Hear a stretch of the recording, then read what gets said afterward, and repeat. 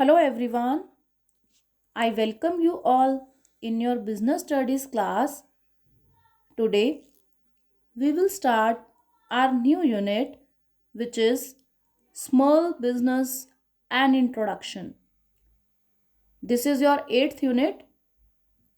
तो देखिए small business business तो हमने सुना है बट स्मॉल बिजनेस क्या होता है. How can we call a business either it is small और लार्ज. कैसे हमें पता चलेगा. तो ये हमें पता चलता है वॉल्यूम के बेस पर. नाउ वॉल्यूम कौन सा वॉल्यूम मतलब किस चीज के वॉल्यूम की हम बात करें. देन वॉल्यूम ऑफ कैपिटल कि कितना कैपिटल इन्वेस्टेड है बिजनेस में. वॉल्यूम ऑफ आउटपुट कि आपको उस बिजनेस से कितना आउटपुट मिल रहा है. वॉल्यूम ऑफ सेल्स कि कितना सेल कर रहे हो आप बिजनेस में. ये सारे क्राइटेरियाज होंगे जानने के कि आपका बिजनेस स्मॉल है या लार्ज है. स्मॉल बिजनेसेस इंडिपेंडेंटली जिस बिजनेस को किया जाता है और जिसमें एक सर्टेन क्राइटेरिया होते हैं कैपिटल को लेकर के. क्योंकि हमारे इंडिया में बेसिकली स्मॉल बिजनेस को हम उसकी कैपिटल के बेस पे जज करते हैं कि एक कैपिटल की फाइनल एक कोटिंग फिक्स है कि इतना कैपिटल आपको जो है वो इस बार सेट है कि इतने तक अगर आप कैपिटल इन्वेस्ट करोगे तो बिजनेस स्मॉल है अदरवाइज लार्ज बिजनेस है. तो उसी के बारे में आज हम डिस्कस करेंगे. तो स्मॉल बिजनेस की जो डेफिनेशन थी वो दी गई है 2006 के एक एक्ट में. इससे पहले भी कुछ बातें कही गई हैं इसके बारे में. तब ये कहा गया industrial development and regulation act के अंदर 1951 में कहा गया था, बिल्कुल शुरुआत के दिनों में जब स्मॉल स्केल के इंडस्ट्रीज लगना शुरू हुए. देन 1951 में तो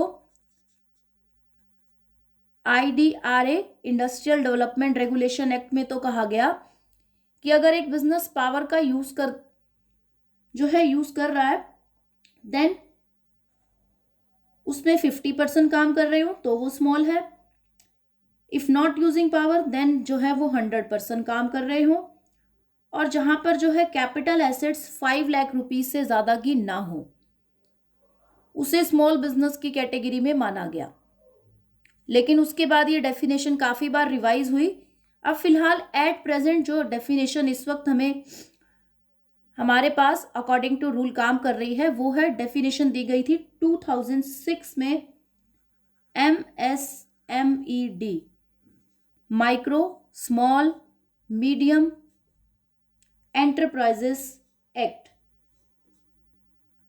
micro small and medium enterprise act 2006 में बोला गया कि कैपिटल के बेस पे हम बिजनेस को स्मॉल बनाएंगे कि स्मॉल है या नहीं. तो उसके लिए भी इन्होंने क्लासिफिकेशन कर दिया कि मैन्युफैक्चरिंग एंटरप्राइज अलग जो है वो कैटेगराइज होंगे जहां पर मैन्युफैक्चरिंग का काम होता है और सर्विस एंटरप्राइज जो है वो अलग से कैटेगराइज होंगे जहां मैन्युफैक्चरिंग का काम नहीं करना होता फिजिकल गुड्स का. तो यहां एक सीलिंग सेट की गई है. सीलिंग का मतलब एक limit. Investment in plant and machinery तो वो लिमिट क्या है यहां प्लांट एंड मशीनरी में. और यहां वो सीलिंग जो सेट की गई है फॉर इन्वेस्टमेंट इन इक्विपमेंट्स कि जिन भी इक्विपमेंट्स का इनको जरूरत होगा. अब मशीनरीज वगैरह की जरूरत तो नहीं है ना, सर्विसेज में इक्विपमेंट्स की नीड होगी. तो अगर तो आपका एंटरप्राइज माइक्रो है, माइक्रो का मतलब स्मॉल बिजनेस से भी छोटा, तो मैन्युफैक्चरिंग में जो लिमिट सेट है दैट इज 25 लाख और सर्विस इंडस्ट्रीज में वो लिमिट सेट है 15 लाख रुपीज की. और स्मॉल अगर एंटरप्राइज है माइक्रो से थोड़ा सा बड़ा तो वहां लिमिट है 5 करोड़ की. And for service enterprise that limit is 2 crore. और मीडियम जो है एंटरप्राइज तो मैन्युफैक्चरिंग के लिए है 15 करोड़ और सर्विस एंटरप्राइज के लिए है 5 करोड़. ये है कि आप इन्वेस्टमेंट कितना करोगे प्लांट एंड मशीनरी में या इन्वेस्टमेंट कितना करोगे इक्विपमेंट्स में। तो इसके बेस पे डिसाइड होता है कि आपका एंटरप्राइज जो है वो स्मॉल है या लार्ज है। स्मॉल है, लार्ज मीन्स मीडियम है, या मीडियम से भी अगर आगे क्रॉस कर रहा है लिमिट तो फिर वो जो है वो लार्ज बिजनेस एंटरप्राइजेस हो गए। तो अब यहाँ हम डिस्कस करते हैं कि स्मॉल बिजनेस का रोल जो है वो हमारे इंडिया में क्या रोल है, हमारे इंडिया में भी पर्टिकुलरली रूरल सेक्टर में क्या रोल है। क्योंकि आपको पता है ना, इंडिया में जो है मोस्टली जो एरिया कवर्ड है वो विलेजेस के थ्रू कवर्ड है। तो अब यहाँ पर स्मॉल बिजनेस वहाँ क्या रोल निभाता है, ये भी हमें पता है कि जो विलेजेस हैं वहाँ डेवलपमेंट इतना अच्छा नहीं है। बहुत सी ऐसी सुविधाएं हैं या बहुत सी ऐसी टेक्नोलॉजी है जो वहाँ अभी तक नहीं पहुँच पाई, जो मेट्रो सिटीज़ में अवेलेबल है। जहाँ पर इंडस्ट्रीज़ बड़ी बड़ी ज़्यादा लगती हैं, वहाँ का डेवलपमेंट या वहाँ के लोगों का स्टैंडर्ड ऑफ लिविंग अलग है। तो ऐसा क्यों है रूरल एरियाज़ में? बिकॉज अनएम्प्लॉयमेंट रेट ज़्यादा है वहाँ पर, लोग एग्रीकल्चर पर ज़्यादा डिपेंड रहते हैं। वहाँ पर जो आर्टिस्ट हैं, यानी जिसमें कोई स्पेशल स्किल होती है, किसी को पोर्ट बनाना आता है, किसी की पेंटिंग्स बहुत अच्छी हैं, तो उनके लिए अपॉर्चुनिटीज़ अवेलेबल नहीं है। तो उन सबको सॉल्व करने के लिए स्मॉल बिजनेस जो है वो पिक्चर में आया कि वो अपने उस टैलेंट के बेस पे अपना बिजनेस स्टार्ट कर सकते हैं, और वो भी कम कैपिटल के साथ। अब देखो, माइक्रो यूनिट अगर स्टार्ट करना है तो सिर्फ 25 लाख रुपीज़ की कैपिटल सीलिंग जो है वहाँ पर है। तो कम पैसे से, कम कैपिटल इन्वेस्ट करके भी आप अपना बिजनेस स्टार्ट कर सकते हो। और गवर्नमेंट भी इस इनिशिएटिव को पूरा सपोर्ट दे रही है, बिकॉज इससे देश का इकोनॉमिक डेवलपमेंट अच्छा हो जाता है। क्योंकि एक इंसान जो अब तक अनएम्प्लॉयड था, अगर वो बिजनेस स्टार्ट करता है तो वो अपने नीचे बहुत से लोगों को एम्प्लॉयमेंट देगा, नौकरी पे रखेगा, उन लोगों की भी बेरोजगारी दूर होगी, और आगे जब वो अर्न करेंगे तो उससे भी फायदा होगा। और जिस जगह पर वो बिजनेस लगाया गया है उस जगह का भी डेवलपमेंट हो जाएगा। ट्रांसपोर्टेशन के मीडियम वहाँ स्टार्ट हो जाएंगे, इलेक्ट्रिसिटी की सुविधा मिलेगी। तो इस तरह से ओवरऑल डेवलपमेंट की तरफ ये हेल्प करती हैं। तो अब इसका पहला रोल क्या है कि ये एम्प्लॉयमेंट जो है वो जनरेट करता है, कि जैसे ही आपने बिजनेस स्टार्ट किया आप दूसरों को भी एम्प्लॉयमेंट जो है वो उनके लिए भी जनरेट करेंगे, खुद भी आप अनएम्प्लॉयड नहीं रहेंगे। तो सबसे इसका पहला बेनिफिट तो ये हुआ। तो इसी से जुड़ा हुआ बेनिफिट क्या है कि इकोनॉमिक स्ट्रेंथ देता है। इकोनॉमिक स्ट्रेंथ मतलब देश का आर्थिक रूप से विकास होगा। क्योंकि अगर हमारे देश में इंडस्ट्रीज होंगी, बिजनेस जो है वो अच्छे लेवल पर वर्क करेंगे, तो देश का अपने आप आर्थिक विकास होगा। हमारे जो छोटे छोटे आर्टिस्ट हैं जिनमें कुछ ना कुछ टैलेंट होता है, उनके उस टैलेंट को पहचान मिलेगी, वो अर्न करेंगे, तो देश का इकोनॉमिक डेवलपमेंट अपने आप होगा। अपॉर्चुनिटीज फॉर आर्टिसंस, कि जो भी जिसमें कोई भी पर्टिकुलर टैलेंट है, आर्टिस्ट हैं, वो लाइमलाइट में आता है, तो उनको अपॉर्चुनिटीज मिलती हैं अपने उस टैलेंट के बेस पे कुछ अर्न करने की। बैलेंस्ड रीजनल ग्रोथ, कि कई बार क्या होता है कि देश के एक पर्टिकुलर सेक्शन में तो ग्रोथ होती है और एक सेक्शन बिल्कुल पिछड़ा हुआ रह जाता है, तो वो उस देश के लिए ठीक नहीं है।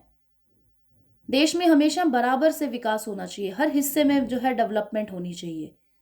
तो ये स्मॉल बिजनेस उस चीज़ में हेल्प करता है।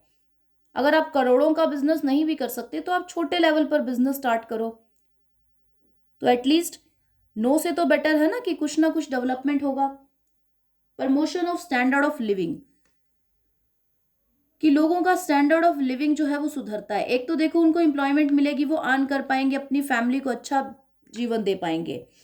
दूसरा, जहां पर भी स्मॉल बिजनेस स्टार्ट होगा वहां electricity, water, banking facility, transportation facility, ये सब आएंगी। तो इससे लोगों का स्टैंडर्ड ऑफ लिविंग अपने आप ही इंप्रूव हो जाएगा।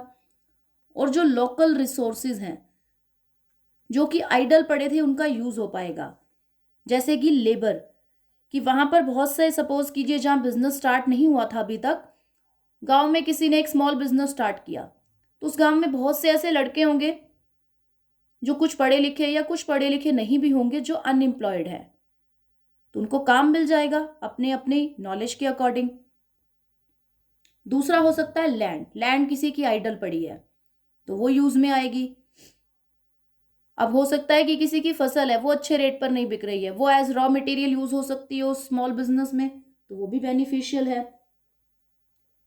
तो इससे क्या होता है कि जब आप स्मॉल बिजनेस करने लगते हो तो एग्रीकल्चर के ऊपर जो है वो लेस प्रेशर हो जाता है।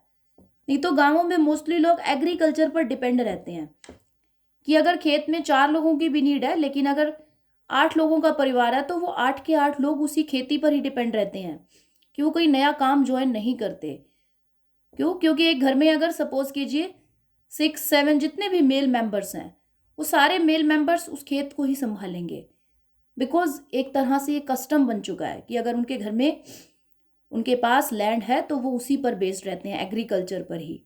तो स्मॉल बिजनेस अगर स्टार्ट होगा तो वो अपने इंटरेस्ट के अकॉर्डिंग कोई अगर जॉब ज्वाइन करेंगे एग्रीकल्चर के ऊपर, इससे जो प्रेशर है वो कम हो जाएगा।